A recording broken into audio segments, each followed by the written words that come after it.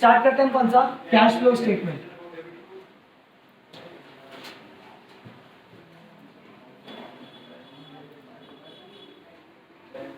ध्यान से सुनना, होता क्या है, कैश फ्लो स्टेटमेंट हम प्रिपेयर क्यों करते हैं, पहले सुनने पे ज्यादा ध्यान देना, लिखना बाद में, पहले इंपॉर्टेंट जो चीज आपको समझ आना चाहिए। कैश फ्लो स्टेटमेंट इसलिए प्रिपेयर किया जाता है ताकि हम देख सके कि हमारे बिजनेस में कैश का इनफ्लो और आउटफ्लो कितना है। इनफ्लो आउटफ्लो का मतलब होता है कि कितना कैश आ रहा है और कितना कैश जा रहा है। आगे जाके आई होप आप सब या तो कहीं ना कहीं जॉब करोगे या फिर आप अपने पेरेंट्स का बिजनेस संभालोगे या फिर आप अपना एक बिजनेस स्टार्ट करोगे, इसके अलावा तो कोई ऑप्शन नहीं है। या तो जॉब करोगे या बिजनेस करोगे, दोनों में से कुछ ना कुछ तो करोगे। उसी एक्टिविटीज के अंदर डेली बेसिस पे कितना कैश आ रहा है और कितना कैश जा रहा है वो जानने के लिए हम क्या बनाते हैं, कैश फ्लो स्टेटमेंट।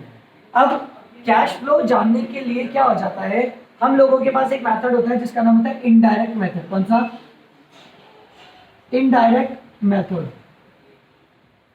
जो ये बोलता है कि एक ऑर्गेनाइजेशन का नेट प्रॉफिट हमेशा इक्वल होता है कैश के। किसके इक्वल होता है, net profit is always equals to cash.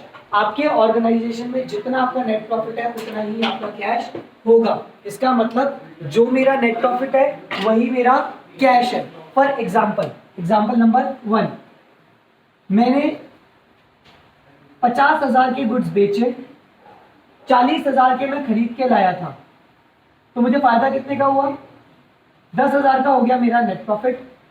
वही चीज मैं बोलता हूँ 50,000 के मैंने बेचे तो मेरे पास पैसा कितना आया, 50,000, मैंने पेमेंट कितने का कर दिया, 40,000, तो मेरे पास कितने बचे, 10,000, तो नेट प्रॉफिट कितना, 10,000 इक्वल्स टू कैश कितना, 10,000।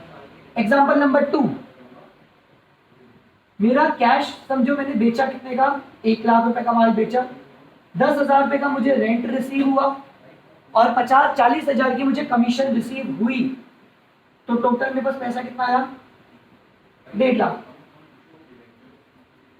मैंने 60,000 रुपए के गुड्स परचेज करे थे, 20,000 रुपए की मैंने सैलरी पे करी, तो मुझे प्रॉफिट कितने का हुआ, 70,000 का हुआ मुझे प्रॉफिट।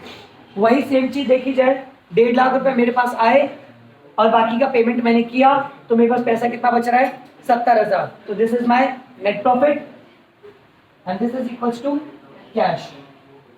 तो मतलब फर्स्ट हमने क्या चीज डिसाइड करी, number 1, cash is always equals to net profit. Cash हमेशा किसके इक्वल होता है, नेट प्रॉफिट के। तो जब भी अपन क्वेश्चन स्टार्ट करेंगे वी विल हमेशा remember that cash is always equals of net profit. Cash किसके इक्वल होता है, हमेशा नेट प्रॉफिट के बराबर होता है। बात समझ में आई, कैश किसके इक्वल होगा, नेट प्रॉफिट के इक्वल में रहेगा। फर्स्ट थिंग याद रखिए। पर जब हम नेट प्रॉफिट कैलकुलेट करते हैं, when we calculate the net profit, हम क्या कर देते हैं, कुछ ऐसे एक्सपेंसेस जिनकी वजह से नेट प्रॉफिट तो कम होता है लेकिन कैश कम नहीं होता, कैश पे इंपैक्ट नहीं पड़ता। मतलब नेट प्रॉफिट तो कम हो रहा है लेकिन कैश कम नहीं होगा। जैसे हमारा पहला एग्जांपल हो गया इसमें डेप्रिसिएशन। ध्यान से सुनना, जिस फर्नीचर पे तुम बैठे हो, जिसको तुम यूज कर रहे हो, ये मैं जब खरीद के लाया था तो इनकी वैल्यू थी समझो 50,000, कितने की, लेकिन अगर आज मैं इसको कैलकुलेट करूं तो ये मार्केट में 30,000 के भी नहीं बिकेंगे, लगभग मान लो 30,000 के बिकेंगे, तो 20,000 की वैल्यू कम हो गई। This is depreciation, this is depreciation. लेकिन क्या 20,000 मेरी जेब से निकल के बाहर भी जा रहे हैं क्या, जो वैल्यू जो कम हो रही है एसेट्स की, क्या मेरी जेब से पैसा भी जा रहा है क्या, द आंसर इज नो, सिर्फ वैल्यू रिड्यूस हो रही है, जिसकी वजह से आपका नेट प्रॉफिट तो कम होगा लेकिन कैश कम नहीं होगा। अगला, मुझे डाउट है कि एक स्टूडेंट मेरा अमाउंट मुझे पे नहीं करेगा, तो मुझे लग रहा था कि यार P&L पे इंपैक्ट नहीं आना चाहिए, तो मैंने PFD बना दिया। क्या बना दिया, that is provision for doubtful debt. ऐसा मेरा कस्टमर जो मुझे मेरा पैसा पे नहीं करेगा, तो मुझे लग रहा था कि मेरा पैसा डूब सकता है, तो मैंने उसके लिए 5,000 का प्रोविजन बना लिया। मतलब मैं मान के चल रहा हूं कि मेरे 5,000 रुपए डूब जाएंगे, तो जिसकी वजह से मेरा 5,000 का प्रॉफिट तो कम हो गया, लेकिन सच में डूबे हैं क्या अभी, तो मेरा पैसा तो नहीं गया ना, अभी तो क्या हुआ, सिर्फ मुझे लग रहा है, तो मेरा नेट प्रॉफिट तो कम हो गया लेकिन कैश कम तो ध्यान से सुनना, हमेशा ये दोनों बराबर होते हैं, कैश और नेट प्रॉफिट हमेशा कैसे होते हैं, बराबर। लेकिन कुछ खर्चों के कारण नेट प्रॉफिट तो कम हो जाता है लेकिन कैश कम। तो मुझे इधर आना है और ये मुझे पता नहीं है, तो मैं क्या करूं, इस वाले के अंदर जो चीज माइनस करी उसको क्या कर दूं, वापस से ऐड बैक, और ये दोनों कैसे आ जाएंगे, बराबर, हमेशा इक्वल होते हैं। नेट प्रॉफिट में से मैंने कुछ खर्चा माइनस किया जिससे नेट प्रॉफिट कम हो गया लेकिन कैश कम, तो वापस से इसको क्या करूं, ऐड बैक।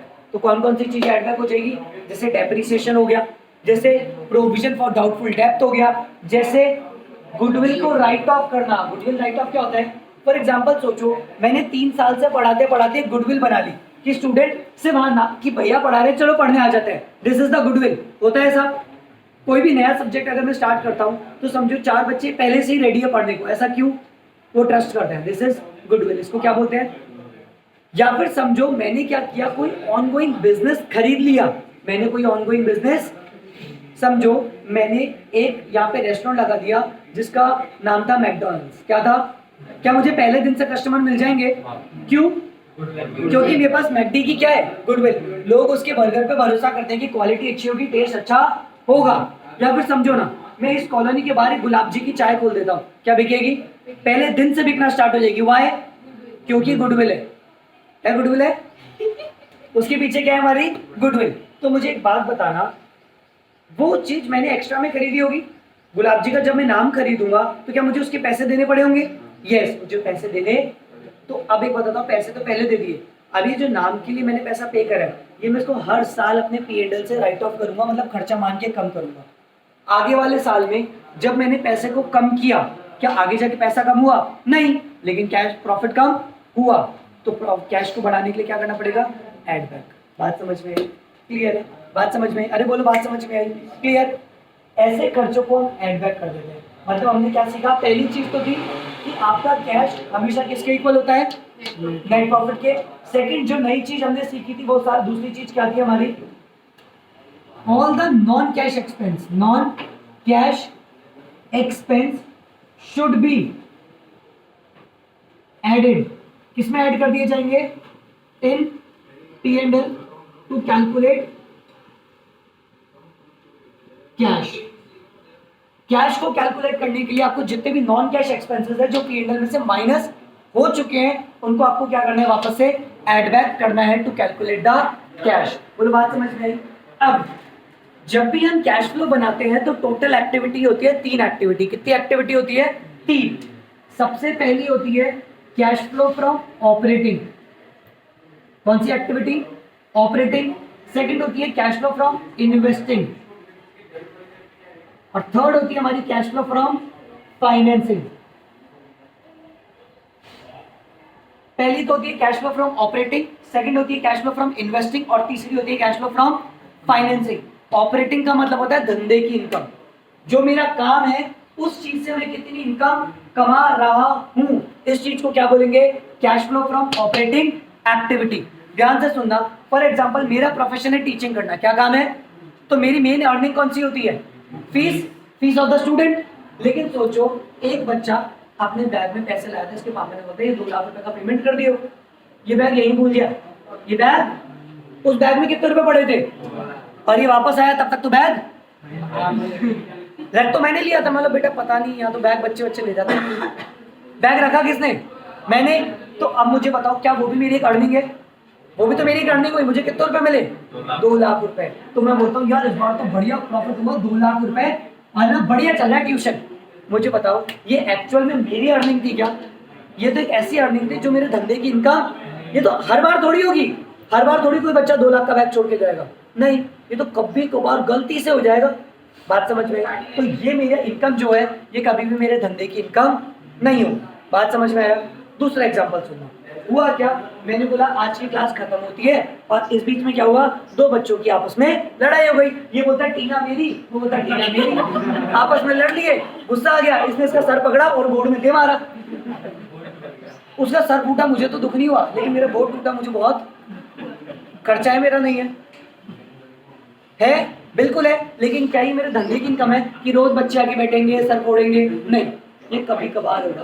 तो ये मेरा ऑपरेटिंग एक्सपेंस नहीं है, ये मेरा ऑपरेटिंग एक्सपेंस तो मुझे ध्यान रखना है ऑपरेटिंग एक्टिविटी में सिर्फ और सिर्फ वही चीज लूंगा जो धंधे से रिलेटेड है, जो रेगुलर होती है। जैसे मेरी इनकम फीस रिसीव करना, मेरे एक्सपेंसेस मार्कर लाना, मार्कर की इंक लाना, तुम लोगों को नोट्स देना, इलेक्ट्रिसिटी या करेंट, ये सारी चीजें क्या हो जाएगी मेरे लिए ऑपरेटिंग। तो वही चीजें आएंगी जो धंधे से रिलेटेड है। चाहो तो लिख सकते हो ब्रैकेट बना के, सिर्फ धंधे की इनकम, ओनली बिजनेस इनकम। बात समझ में आई? आगे चलते हैं। सेकंड होती है हमारी कौन सी? Investing activity. इन्वेस्टिंग एक्टिविटी वो वाली एक्टिविटी होती है जब भी हम एसेट्स में कुछ पैसा लगा रहे हैं, डेली बेसिस के लिए नहीं, as an investment, as an investment. Long term के लिए आपने कोई भी खरीदा है, लेकिन बिजनेस का, तो वो आपके लिए क्या हो जाएगा? एसेट हो जाएगा।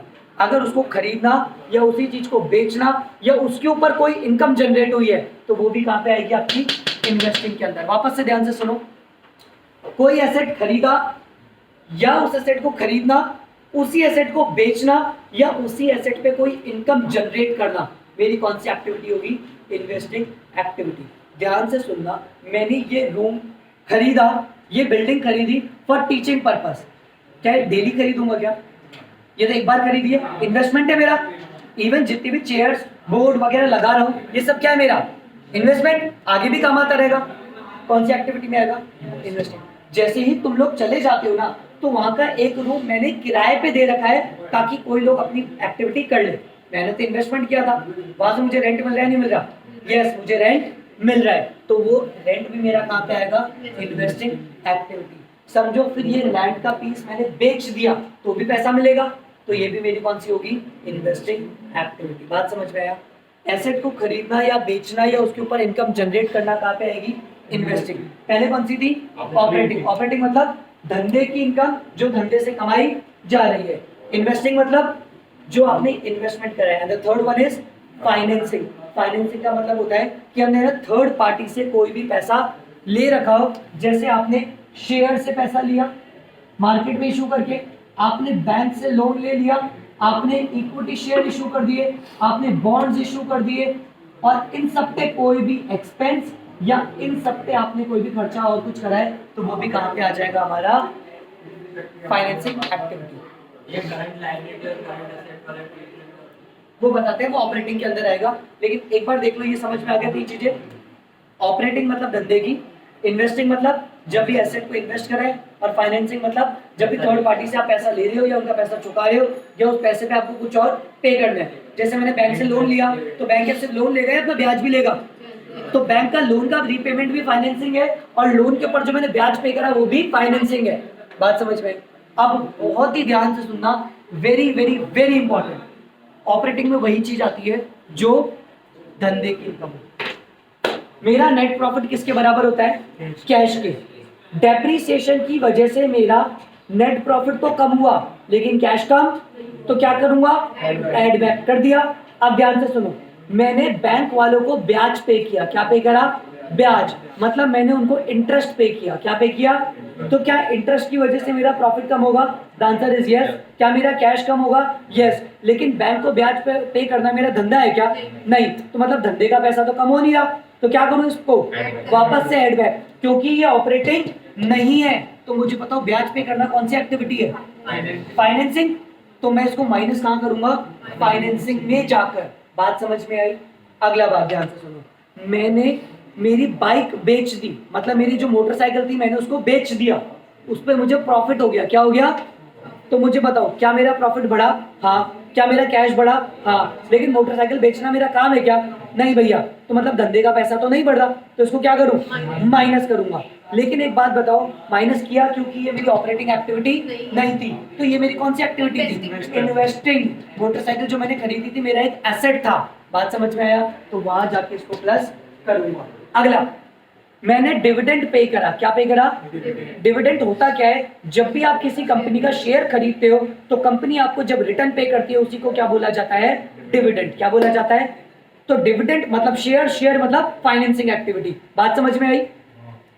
मेरे को डिविडेंड पे हुआ, तो क्या मेरा प्रॉफिट कम होगा? हाँ होगा। पर क्या कैश कम होगा? हाँ होगा। लेकिन क्या धंधे का कैश कम हो रहा है? नहीं। तो डिविडेंड पे करने को मैंने ऑपरेटिंग में तो ऐड कर दिया, लेकिन ये एक्चुअल एक्टिविटी कौन सी है? फाइनेंसिंग। तो फाइनेंसिंग में जाकर इसको माइनस करूंगा। बोलो बात समझ में आई? इसका मतलब तीसरी चीज जो इंपॉर्टेंट मैंने सीखी वो सबसे पहली तो ये थी कि मेरा कैश किसके इक्वल होता है? नेट प्रॉफिट हमेशा इक्वल होता है किसके? कैश के। सेकंड, सारे नॉन कैश एक्सपेंस को मैं क्या करूंगा? ऐड। उसके बाद नॉन ऑपरेटिंग एक्टिविटीज उनको या तो मैं प्लस करूंगा या फिर माइनस करूंगा। Non cash non operating activity. अब आ जाओ इंपॉर्टेंट, जैसे ही आप ये सारे काम कर लेते हो तो आपका जो कैश निकलता है वो होता है cash flow from operating activity before working capital changes. Before working capital changes, cash flow from operating activity before working capital changes. अब सबसे इंपॉर्टेंट ट्रीटमेंट आता है इसके अंदर जहां पे आपके मार्क्स बिल्कुल नहीं कटने चाहिए, that is current asset and current liability. हम बात कर रहे हैं सिर्फ ऑपरेटिंग की, करंट असेट और करंट लायबिलिटी। ध्यान से सुनना, सबसे पहले करंट असेट वो चीज होती है जो मेरे को एक साल के अंदर अंदर मेरा पैसा दे दे। मैं तुम लोगों को पढ़ा रहा हूं, कईयों ने मुझे फीस दे दी, कईयों को देना बाकी है, तो जिनकी बाकी है वो सब मेरे लिए एसेट है, क्योंकि बदले में मुझे क्या मिलने वाला है? पैसा। 5 दिन, 10 दिन, 15 दिन, 20 दिन, महीने भर में मिल जाएगा क्या? मुझे मेरा पैसा एक साल के अंदर अंदर मिल रहा है क्या? The answer is yes. तो आप सब मेरे लिए कौन हो? Current asset. कौन हो? Current asset. बात समझ में आ गई? वो चीज जहां का बेनिफिट एक साल के अंदर अंदर मिल जाए वो तो होते हैं करंट असेट। वो चीज जिसका बेनिफिट आपको एक साल से ज्यादा भी मिलेगा वो आपके हो जाते हैं फिक्स्ड असेट, जो फिक्स्ड है। जैसे ये बोर्ड, मैं पिछले साल भी यही यूज कर रहा था, इस साल भी ये यूज कर रहा हूँ, अगले साल भी ये वाला बोर्ड यूज करूंगा। ऐसे नहीं होगा सेशन दे रहा बोर्ड फेंक दो, ऐसा नहीं हो। बात समझ में आया? ये फर्नीचर, ये ट्राइपॉड, ये मोबाइल फोन, ये बिल्डिंग, ये कभी चेंज नहीं होंगे। तो ये सब तो मेरे क्या हो जाते हैं? Fixed asset. लेकिन ये मार्कर मैं कितना टाइम यूज कर लूंगा? 1 महीना, 1.5 महीना, 2 महीना, 3 महीना, उसके बाद मैं इसको चेंज कर दूंगा। तो ये हमारा कौन सा हो जाता है? Current asset. बात समझ में आई? अब ध्यान से सुनो, हमारे बिजनेस में क्या होता है? हम बेचते क्या? स्टॉक, मतलब माल। समझो जब ईयर स्टार्ट हुआ 2020 तो मेरे पास स्टॉक पड़ा था 50,000 का, और जब खत्म हुआ या 2021 आया तो ये स्टॉक हो गया 70,000 का। कितने का? तो यार 50 का था 70 कैसे हो सकता है? और खरीद लिया होगा। कितने का? तो ध्यान से सुनना, जब भी आपका करंट असेट बढ़ता है तो कैश घटेगा, क्योंकि अगर मैं 20,000 का स्टॉक खरीदूंगा तो मेरे पास से जाएगा क्या? कैश जाएगा। तो जब करंट असेट बढ़ा तो कैश कम होगा। अब मेरी बात ध्यान से सुनना, मैं समझो वैभव से अमाउंट मांगता था, टोटल अमाउंट इज 8,000। कितने लेता था मैं? 8,000। बात समझ में आया? क्या ये मेरे डेटर है? यस। और आज मैं इससे मांगता हूं 4, तो मेरा डेटर है। हाँ, क्या डेटर का अमाउंट कम हो रहा है? The answer is yes. इसका मतलब ये कम कैसे हो गया? पैसा दे दिया होगा। तो मुझे बताओ क्या डेटर कम हो रहे हैं? The answer is yes. पर मेरा कैश तो बढ़ गया। मतलब अगर करंट असेट कम होता है तो कैश बढ़ता है, और जब करंट असेट बढ़ता है तो कैश घटता है। इसका मतलब इनवर्स रिलेशन चलता है किसके साथ? हमारा करंट असेट के साथ। अगर करंट असेट इंक्रीज होगा तो कैश डिक्रीज होगा, करंट असेट डिक्रीज होगा तो कैश इंक्रीज होगा। बोलो बात समझ में आई? क्लियर है? यहां तक बात समझ में आई? ये तो होता है करंट असेट के साथ, और उसके बाद आता है हमारा कौन सा? Current liability.